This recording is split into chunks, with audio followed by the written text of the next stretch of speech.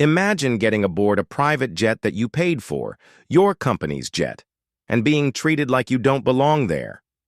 Now picture how humiliating it would be to get smacked by a flight attendant in front of all your bosses. A black CEO went on what should have been a normal business trip, and this is what transpired. But here's the twist.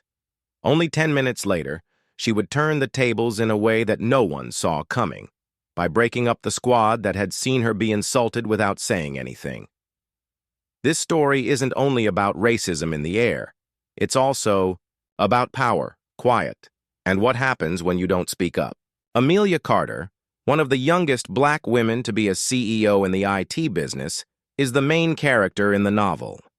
Amelia was flying with her executive team to a meeting with a big-time investor after starting her business from scratch. This vacation wasn't just another one. It was a sign of how far she'd gone and how well she'd done. She got on the sleek company plane expecting everyone to be professional, respectful, and focused on the important presentation that was coming up. But the mood changed as soon as she got on board. The flight attendant, a woman who had been educated to service high-end clientele, didn't greet Amelia as the head of the company. Instead, she looked beyond her and focused on the white male executives who were behind her. Amelia thought it was sharp, yet not too obvious. These times weren't new. She had spent her whole career combating prejudices about color, gender, and leadership to prove she belonged at the table. But today, the disrespect would go far further than just a quick look. Amelia struggled to shake off her nerves as the jet got ready to take off. She went over her notes again, mentally going over the pitch that could get her millions of dollars in investment. But she couldn't help but see how her own team stayed quiet when the attendant pushed her aside, like if her authority wasn't there. Amelia didn't know that the quiet of her coworkers would soon say more than any insult, and that her answer would impact the organization forever. At 30,000 feet, the stress broke. When Amelia respectfully asked for water, the flight attendant sounded annoyed, as if Amelia was asking for too much.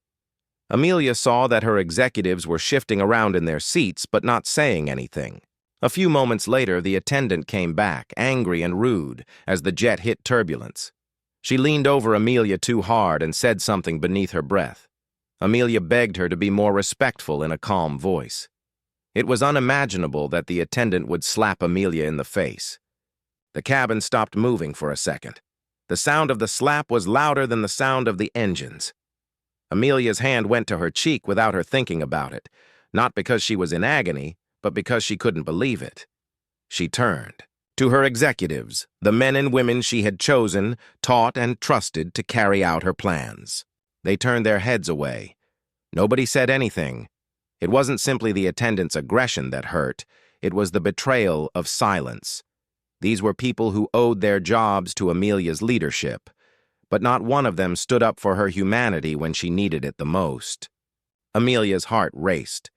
She thought back on all the little things that had hurt her over the years, being mistaken for an assistant in boardrooms, investors asking if she was really the CEO, and now assault in her own home. But instead of falling apart, something changed. She didn't yell, she didn't cry, she just watched instead. She looked at the faces of her colleagues and remembered who avoided her gaze, who smirked awkwardly, and who groaned as if she was the problem. Every second of quiet made her clearer. It wasn't just one racial attendant. It was the beginning of a bigger problem. She understood that she was not surrounded by friends. There were other passengers around her, and the passengers don't fight for the pilot. They wait to see if she crashes. Amelia made her move 10 minutes after the jet landed. She didn't leave in a huff. She didn't yell.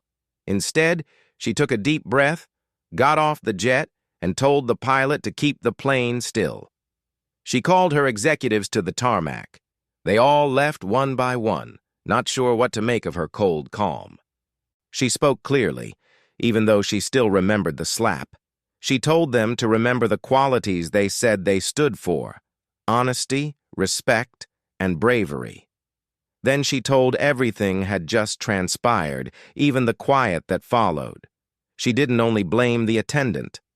She said the squad was involved in the crime.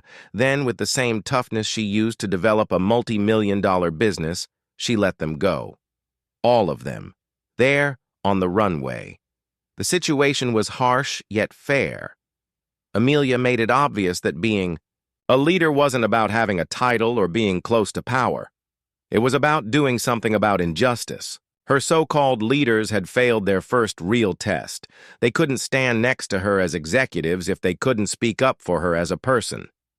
Whispers spread as the shocked crew ran away.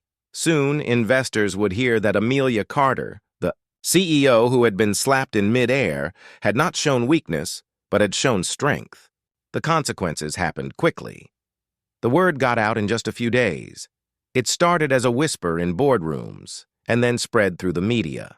Some people said her choice was foolish, while others said it was dangerous. But for a lot of people, especially women and people of color, Amelia became a symbol of resistance. She didn't stop there. Amelia made a formal complaint against the airline, which made sure that the attendant would be punished. But far more crucial, she recreated her team from scratch. This time, she picked leaders who would not only celebrate her wins, but also protect her honor.